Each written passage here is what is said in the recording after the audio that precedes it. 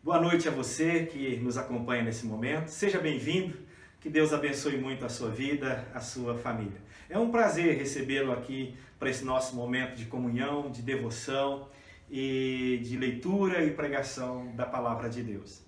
E eu quero convidar você para abrir aí a sua Bíblia. No primeiro livro das Crônicas, no capítulo 29, nós leremos a partir do verso de número 10. Primeiro livro das Crônicas, capítulo 29, a partir do verso de número 10. Faz parte aqui da oração de Davi. 1 Crônicas 29, a partir do verso 10.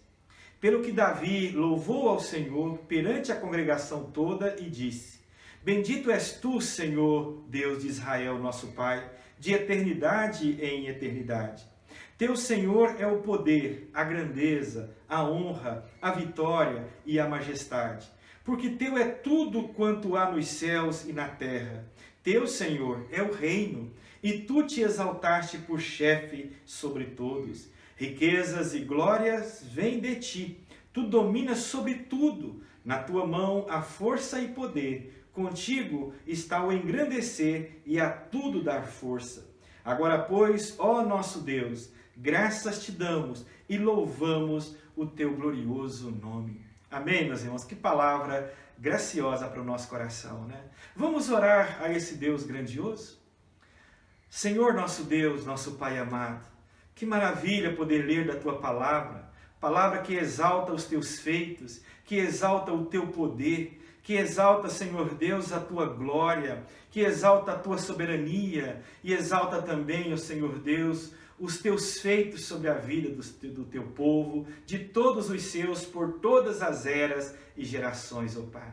Obrigado, Senhor Deus, porque o Senhor é um Deus tão sublime, um Deus tão grandioso, um Deus tão soberano, mas um Deus que habita também com o contrito e humilde de coração, ó Pai.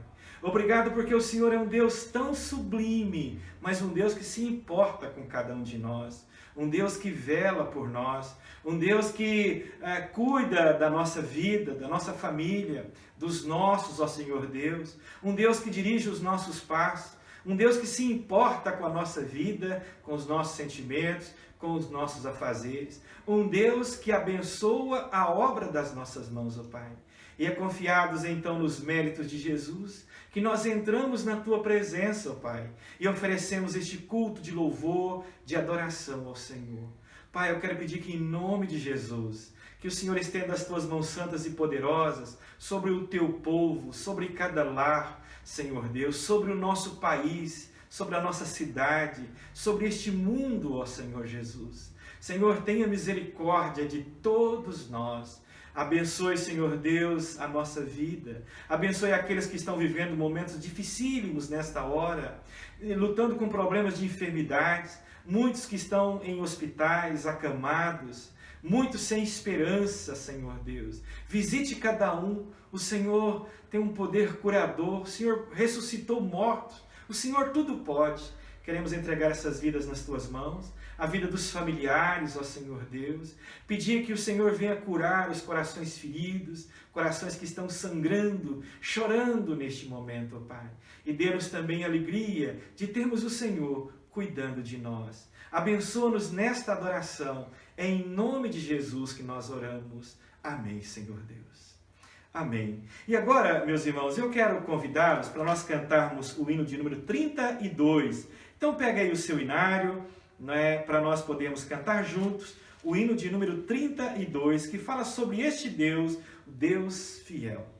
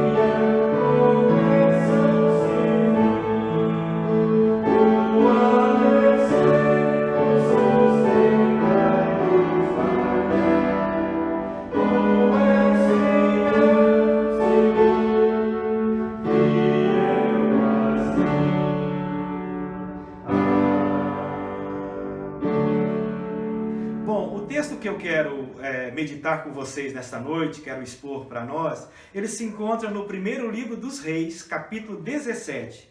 Por favor, você que está aí com a sua Bíblia, primeiro livro dos Reis, capítulo 17. Nós vamos ler aqui este episódio. Primeiro livro dos Reis, capítulo 17. Nós vamos ler a partir do verso 1. Encontrou aí? Por favor, primeiro livro dos Reis, capítulo 17, a partir do verso 1. Aquele episódio que fala sobre Elias, que ele prediz uma grande seca e corvos o sustentam. 1 Reis, capítulo 17, palavra de Deus. Então Elias, o tesbita, dos moradores de Gileade, disse a Acabe: tão certo como vive o Senhor, Deus de Israel, perante cuja face estou, nem orvalho nem chuva haverá nestes anos, segundo a minha palavra.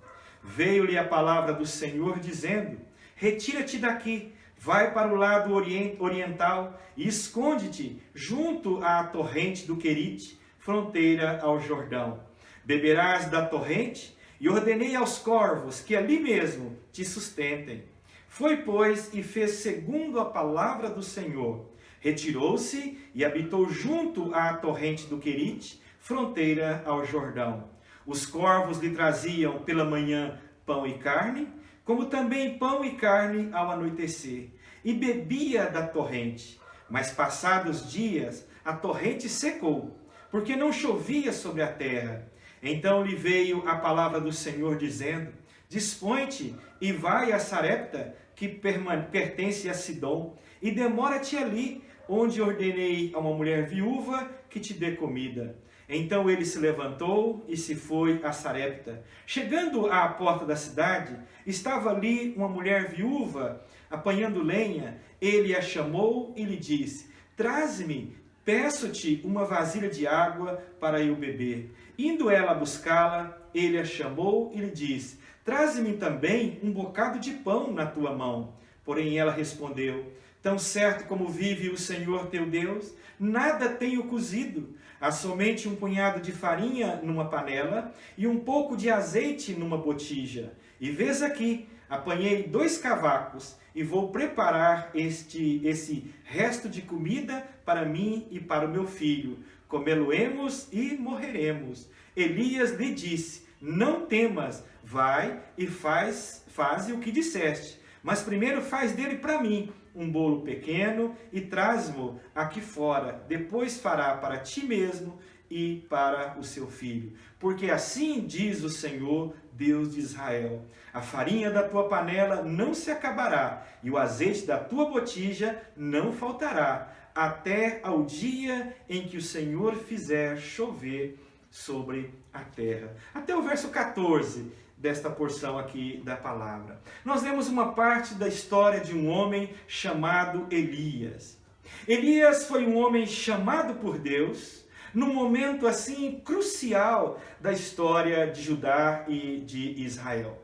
Era um momento de degeneração espiritual e moral, não é? E social também naqueles dias ali. Parecia que a adoração ao Deus verdadeiro, ao Deus de Israel, tinha sido completamente eliminado daquela pátria, eliminado daquelas terras ali. A terra estava cheia de sacerdotes de Baal, cheio de adorações ao deus Baal. A rainha praticava essa adoração. O rei também adorava, juntamente com a sua esposa, Baal. E o rei estava se gloriando da sua posição, da sua sucessão ou da sua ascensão ao poder. Ele era insolente, ganancioso, totalmente degenerado. Totalmente degenerado. O povo estava neste meio, olhando para o seu rei, para a sua rainha, olhando para o Deus de Israel, olhando para Baal, e então o povo estava começando a ficar indiferente à adoração ao Deus de Israel. Rebeldes à palavra de Deus, deixando o caminho do Senhor e trilhando após Baal. E então o verso 1 do texto que nós lemos aqui, justamente Elias, o tesbita, dos moradores de Gileade, ele é trazido assim a lume. É interessante porque ele é trazido da obscuridade e é colocado na linha de frente, é colocado diante do rei, é colocado no centro do palco da história naquele momento. Ele é trazido da obscuridade e colocado ali no centro da história. E Elias recebera de Deus uma missão. A sua missão era trazer o povo de volta a Deus, trazer a verdadeira adoração, deixar a sua idolatria, deixar aquele costume pagão e voltar ao Deus verdadeiro, para a fé verdadeira no Deus vivo e verdadeiro, ao Deus da palavra, ao Deus da Bíblia.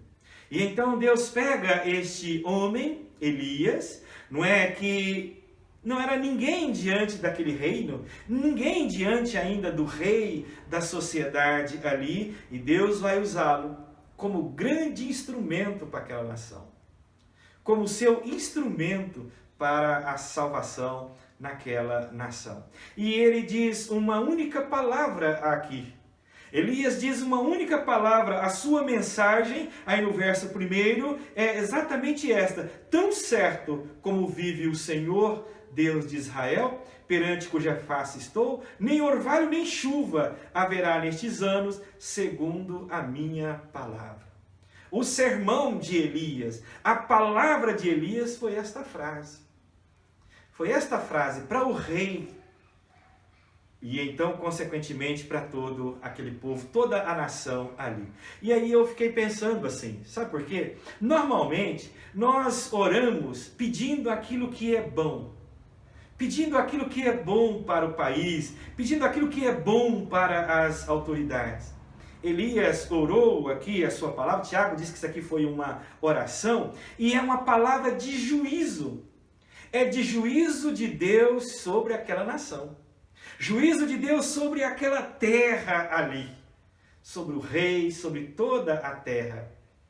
E a palavra é que ele diz, nem chuva, nem orvalho haverá aí nos próximos anos, conforme a sua palavra. Era uma palavra de juízo de Deus para aquele povo, para aquela nação. Tanto que eles sofreram muito por causa deste acontecimento de não ter chuva nem orvalho sobre a terra. E aí é interessante, por que ele traz essa palavra tão dura, essa palavra de juízo? É porque Deus havia feito uma aliança com o seu povo, e esta aliança consistia em bênçãos e maldições. Bênçãos se eles fossem obedientes, bênçãos se eles andassem com Deus, bênçãos se eles se submetessem à palavra de Deus. Então Deus iria abençoá-los com chuvas, colheitas fartas, com animais muito produtivos. Eles iriam ser prósperos, mas também com maldição, se eles se afastassem do Senhor, se eles desobedecessem à palavra, se eles não honrassem o Senhor. Então os dois montes de bênção e maldição estavam muito próximos. Obediência, bênção. Desobediência, maldição. E esse povo desobedeceu a Deus. Andou após outros deuses. Tornaram-se indiferentes a Deus e a sua palavra. Se afastaram de Deus. Elegeram como seu Deus Baal. Elegeram como a sua autoridade o rei, a rainha que serviam a Baal. E por isso essa mensagem de juízo, nem orvalho, nem chuva haverá nos próximos anos sobre essa terra. Olha, foi a pior previsão de tempo que já se ouviu. 3 anos sem chuva, nem orvalho sobre a face da terra. E o profeta Elias vai ser esse instrumento de Deus para exortar o povo a abandonar o pecado, abandonar a indiferença e rebeldia, retornar ao Deus verdadeiro, para que assim novamente a bênção de Deus estivesse sobre eles, sobre a sua família. Mas antes de Deus usá-lo poderosamente, antes de Deus fazer de Elias um instrumento poderosíssimo na sua mão, Elias terá que aprender a caminhar com Deus. Pois à semelhança da palavra de Jó, quando no final do seu livro, e ele diz assim: antes eu te conhecia de ouvir falar, mas agora de contigo andar. Então Elias vai aprender de Deus, andando com Deus. Andando com Deus, aprendendo dia a dia. Antes de Deus usá-lo poderosamente, ele terá que aprender caminhando com Deus. E então, após esse pronunciamento aí do verso 1, pronunciamento poderosíssimo de juízo sobre a terra, Elias, a partir do verso 2, ele é aqui agora instruído a ir a um lugar isolado. E aí eu quero aprender com você aqui o que Elias aprendeu neste caminhar com Deus. Todos nós queremos ser usados por Ele. Todos nós queremos ser instrumentos nas mãos dele. Mas antes disso nós temos que aprender não só de ouvir falar, mas de caminhar com ele. Olha aí verso 2 e verso de número 3. Olha aqui Deus o enviando para um lugar isolado. Sabe por quê, meus irmãos? É que para ser usado por Deus, nós precisamos aprender mais sobre a dependência de Deus. Desde criança, na nossa sociedade, nós somos treinados a sermos independentes, a sermos poderosos, a sobressair em todas as coisas. A palavra vai e diz que no que diz respeito a Deus, nós devemos temê-lo. Ele é Deus, nós não. Então Elias vai aprender a depender do Senhor, né? Nós lemos aqui no verso de número 2, veio-lhe a palavra do Senhor dizendo, retira-te daqui, vai para o lado oriental, esconde-te junto à torrente do Querite, fronteira ao Jordão. Beberás da torrente e ordenei aos corvos que ali mesmo te sustentem. Foi, pois, e fez segundo a palavra do Senhor, retirou-se e habitou junto à torrente do Querite, fronteira do Jordão. Os corvos lhe traziam pela manhã pão e carne, como também pão e carne ao anoitecer, e bebia da torrente. A palavra do Senhor veio a Elias. Bom, a palavra de Deus também está chegando aí, na sua vida, no seu coração. Sabe o que Elias faz? Elias se submete à palavra de Deus. Elias se entrega aí à direção da palavra do Senhor. Nós precisamos também submeter a ela, dependendo da palavra do Senhor. E Elias vai aprender isso, que nem só de pão viverá o homem, mas de toda palavra que procede da boca de Deus. O Senhor está preparando Elias para fazer dele instrumento nas suas mãos. Deus está preparando Elias para embates muito maiores no futuro. Embates muito mais grandiosos ainda no futuro. E acredite, um belo instrumento para Deus trabalhar na nossa vida, nos moldar e nos levar a ser dependentes dele, muitas vezes é através de aflições, através de desafios dificílimos, através de aflições. Olha aí, Deus envia Elias para um riacho, para a beira, a margem de um riacho que poderia secar a qualquer momento, como ele veio secar depois.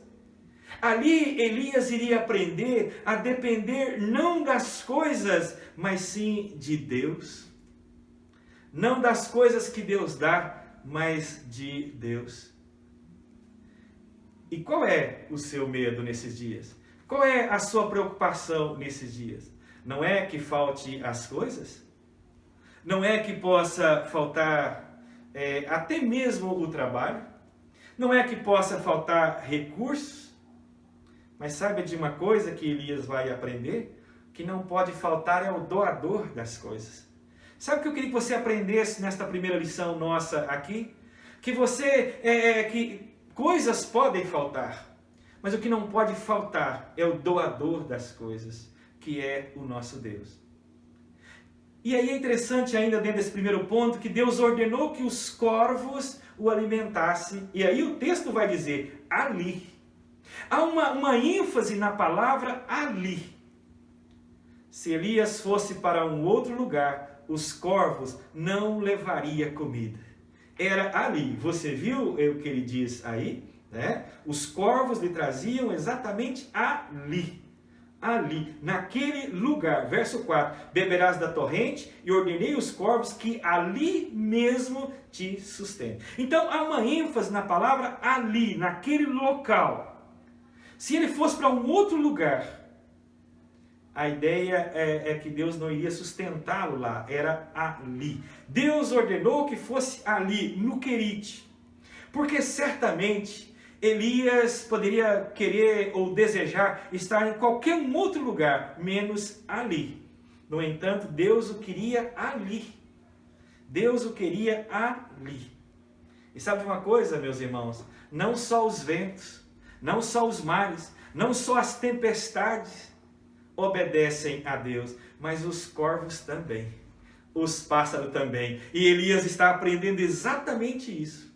E aí eu fiquei pensando nos corvos, né? O livro de Jó, capítulo 38, verso 41, diz que os corvos nem sequer são bons pais, no que diz respeito a alimentar os seus filhotes. Mas foi exatamente este animal que Deus usa para alimentar o seu, para alimentar Elias. Então aí em Jó capítulo 38, verso 41, diz assim: quem prepara os corvos o seu alimento, quando os seus pintainhos gritam a Deus e andam vagueando por não terem o que comer? Então nos parece que não são bons pais no que diz respeito a cuidar dos seus pintainhos, né, dos seus filhotes. E Deus prepara o alimento para eles. E Deus preparou para Elias usando exatamente os corvos, para que a segurança e a dependência estivessem em Deus e não nos instrumentos, mas em Deus. Então o coração de Elias teria que aprender a descansar no Criador e não na criatura, no Senhor e não nos seus instrumentos. Quão importantes para nós, meus irmãos. Nós nos cercamos de instrumentos e maravilhosos que nos ajudam, mas muitas vezes colocamos a nossa confiança nestes instrumentos e deixamos de confiar naquele que é o Senhor de todos os instrumentos, que é o nosso Deus. A segunda lição que quero destacar para nós aqui, a partir do verso número 7, e então passado alguns dias, a torrente secou, porque não chovia sobre a terra. Então lhe veio a palavra do Senhor dizendo: dispõe-te, vai a Sarepta, que pertence a Sidom, demora-te ali, onde ordenei uma mulher viúva que te dê comida. Então ele se levantou e se foi a Sarepta. Chegando à porta da cidade, estava ali uma mulher viúva apanhando lenha. Ele a chamou e lhe disse: traze-me, peço-te, uma vasilha de água para eu beber. Uma segunda lição nesta noite, para sermos usados por Deus. Nós precisamos aprender a ser obedientes a Deus. Se precisamos aprender a depender dEle, ser obediente agora à palavra de Deus. Meus irmãos, onde há a verdadeira fé, haverá uma plena obediência. Fé sem obediência é uma fé demoníaca. Tiago diz que Satanás sabe que Deus existe, crê que Ele existe e estremece, mas essa fé não muda nada na vida dele. Então, uma fé sem obediência, que não muda a vida, é fé demoníaca. Mas onde há a verdadeira fé, há plena obediência e mudança de vida. Obedecer implica mudar vida. Você viu aí no verso de número 9? 3 comandos nós temos aqui. Dispõe-te, que é a ideia de levanta-te, e diz, e vai a Sarepta, que pertence a Sidom, e demora ali, quer dizer, fique ali. 3 aqui, na verdade, 3 comandos. Levanta-te, vá e fique ali. Levanta-te. Foi a palavra de Deus para Elias. Meus irmãos, nós devemos nos erguer, não apenas fisicamente, mas espiritualmente. Como é que você está aí? Como é que você está no seu lar? Prostrado? Acabrunhado nesses dias aí? Desanimado? A palavra é levanta-te. Levanta-te, a ideia do seu ânimo. Levanta-te espiritualmente. Você tem um Deus. Você tem um Deus. Quer dizer, siga o Senhor em obediência. Elias tinha que aprender isso. E lembra que houve um momento lá para frente, quando ele, na verdade, ao invés de levantar, ele abaixou, prostrou e ficou escondido naquela caverna. Talvez você está prostrado aí. A palavra é levanta-te. Levanta-te, Deus disse para ele. E disse mais, e vai. Não era para sentar, ficar ali emburrado, ficar ali azedo, ficar ali chorando, lamentando. Não! Pela fé, lute no poder de Deus. Vá! É isso que Deus diz para Elias. Vá! Tempos de crise, meus irmãos, tempos semelhantes ao que nós vivemos, tempos como Elias vivia ali, a nossa fé é provada, o nosso caráter é refinado. E se te mostrares fraco no dia da angústia, a sua força é pequena. Então, vá. Eu tenho certeza que quando Elias ouviu esta palavra, estes comandos do Senhor, o seu coração deu um pulo e talvez ele tenha pensado, uau, até que enfim, Deus está me enviando. Mas aí o verso de número 7, nós somos informados que a chuva parou. Nós somos informados que então aquele riacho secou. As coisas estavam indo bem, Deus falando com ele. Mas aí o riacho secou. Sabe de uma coisa? Isso costuma acontecer na vida do povo de Deus. Isso costuma, às vezes, acontecer na palavra do Senhor. Às vezes as coisas estão indo bem e de repente elas pioram. Elas pioram para depois melhorarem. Porque quando elas pioram, nós sentimos fracos.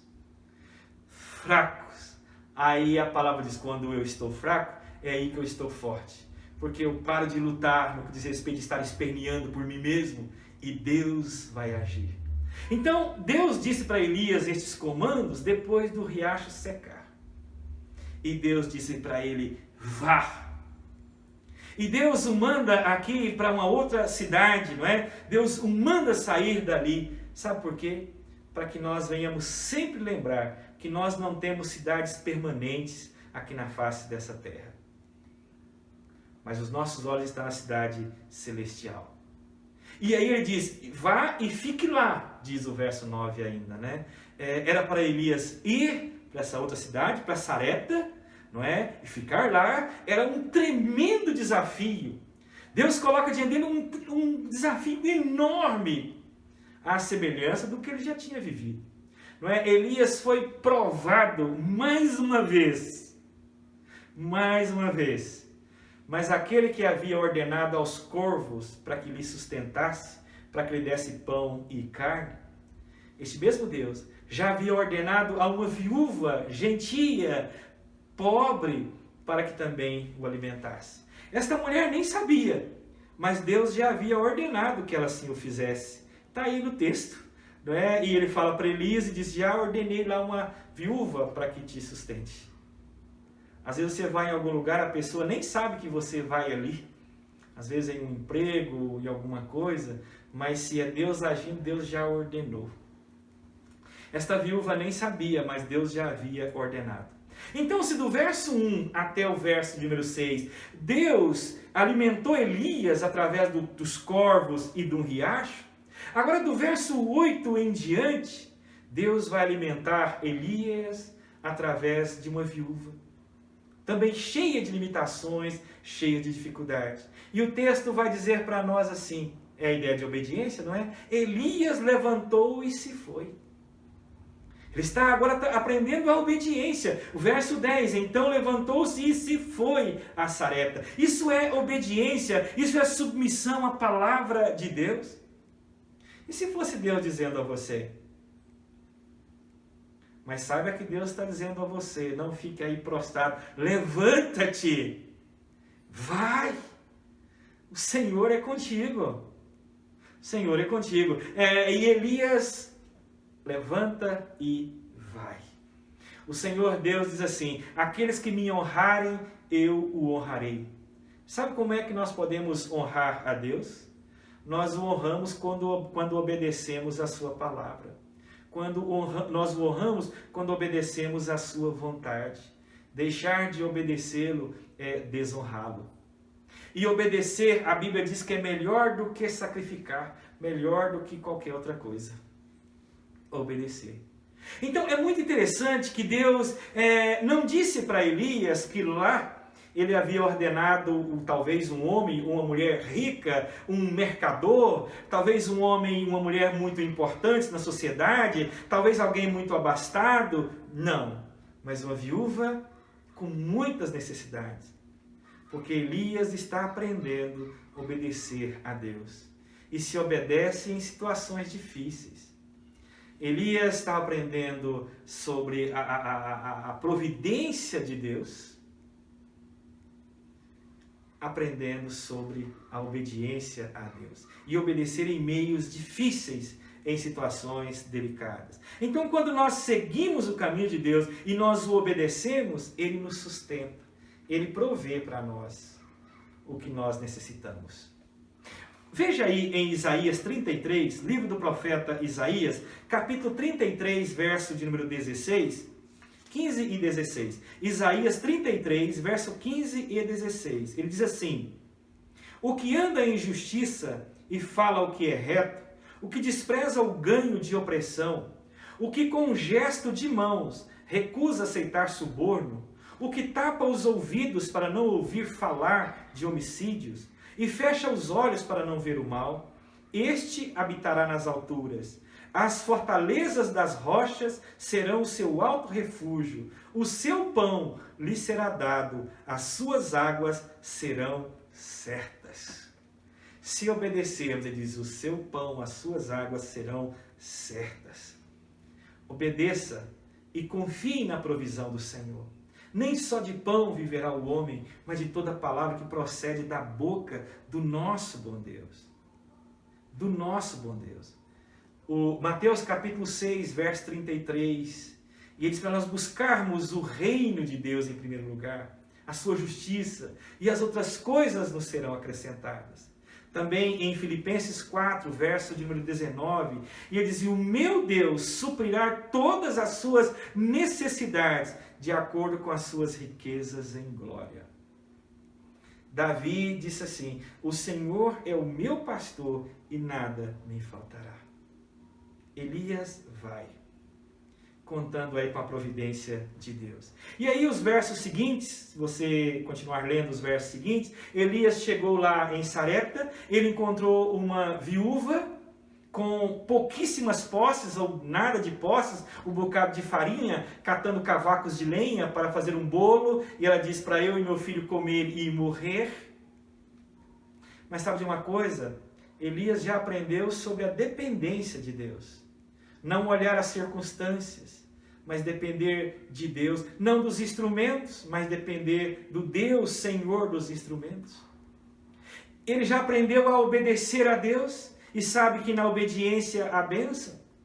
Então Elias chega a ela e ele pede a esta mulher. Ela diz, eu vou ali, vou fazer isso, só tem um pouquinho de farinha. Ele diz, faz um pão para mim primeiro. Faz um pão, porque Deus disse que assim seria. Quer dizer, é a lição de fé, é essa lição de obedecer a Deus. Obedecer a Deus. Então, para você nesta noite, viva na dependência de Deus e não nos instrumentos. Muitas vezes o nosso instrumento é a nossa boa colocação, o nosso trabalho, a nossa conta bancária, é o nosso status. Tudo isso nos propicia muita e muita segurança e é bom. mas não pode ser a razão da nossa vida. A nossa confiança tem que ser no Senhor destes instrumentos. O Senhor desses instrumentos. Dependa de Deus.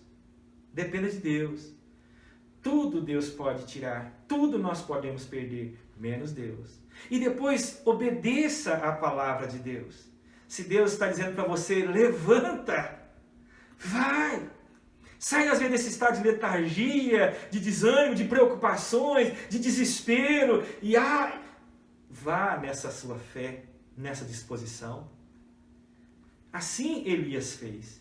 E aí eu quero encerrar a nossa reflexão nesta noite, no verso 13, quando a mulher ela não sabia nada disso ainda.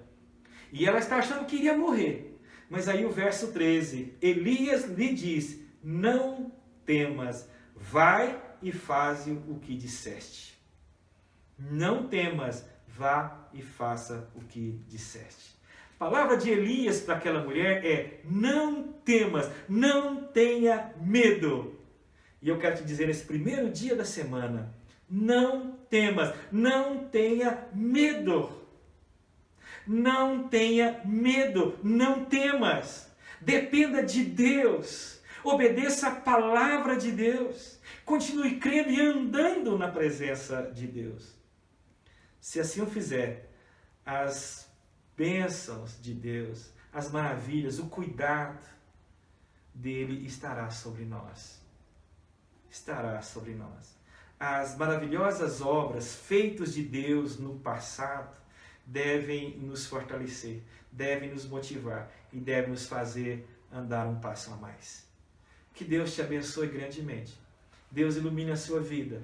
Deus ilumine a sua semana. Eu não sei o que virá nessa semana. O que eu sei é no nome de quem nós estamos indo. No nome do Senhor dos Exércitos. Criou céus e terra. Se nós estamos vivendo dias tão difíceis, Deus criou e do caos Ele separou terra, água, luz, trevas e nos formou. E nos trouxe até aqui. Deus te abençoe. Deus te dirige. Eu quero convidá-lo para cantarmos um hino nesse momento. O hino é o de número 145, Refúgio Verdadeiro. Então pega o seu inário aí e vamos cantar esse hino em louvor ao nosso Deus.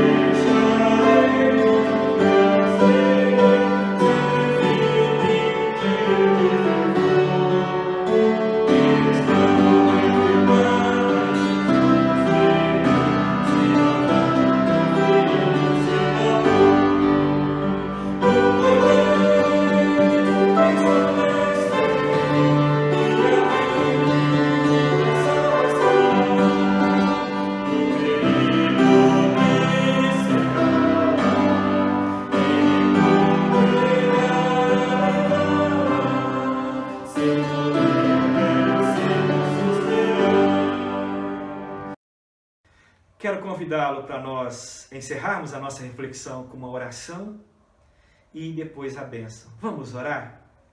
Senhor nosso Deus, muito obrigado por estarmos na Tua presença. Obrigado porque o Senhor tem a cada dia, a cada manhã, provado o Teu amor, a Tua bondade para conosco. Obrigado, Senhor Deus, porque nesta semana que se findou, nós vimos a Tua bênção sobre a vida de tantas pessoas. Amigos, familiares, parentes nossos, que viveram momentos dificílimos em suas vidas. Ficamos inseguros, ansiosos, mas buscamos o Senhor, buscamos o Teu reino e nós pudemos encerrar a semana em paz, porque vimos a Tua graça sobre os nossos queridos, vimos o Teu operar, vimos o Teu mover na vida de cada um deles, ó Pai. Senhor Deus, então nesta fé, nesta paz, nesta esperança, nós iniciamos esta semana. Senhor, que o Senhor esteja à nossa frente, porque com o Senhor à frente não há embaraço, não há fraqueza, Senhor Deus, não há desânimo, porque o Senhor é por nós, o Senhor está conosco. Pai amado, que assim o Senhor possa agir na vida de cada um daqueles que me ouvem nesta noite, ó Pai. Senhor Deus, o Senhor conhece a realidade de cada lar, de cada família, de cada coração. Aqueles que estão bem, firmes e fortes, que o Senhor dê a graça para continuar assim, Senhor Deus. Sempre esperançosos no Senhor. Mas aqueles que às vezes estão angustiados, estão fragilizados, estão como que às vezes não vendo uma luz no fim do túnel, ó Pai amado, não vendo a esperança. Que eles ouçam o Senhor mesmo dizendo para eles: levanta-te e vá, fortaleça, eu sou contigo. E assim possa caminhar um pouco mais. Senhor Deus, nos despeça com a Tua graça e com a Tua bondade. Por isso eu quero rogar, meu Pai amado, para que a maravilhosa graça de Jesus, o amor misericordioso de Deus, o nosso Pai, e a paz, a unção do Santo Espírito de Deus, esteja sobre a vida de todos que me ouvem neste momento, hoje e para todo sempre. Amém, Senhor. Deus te abençoe. Tenha uma excelente semana.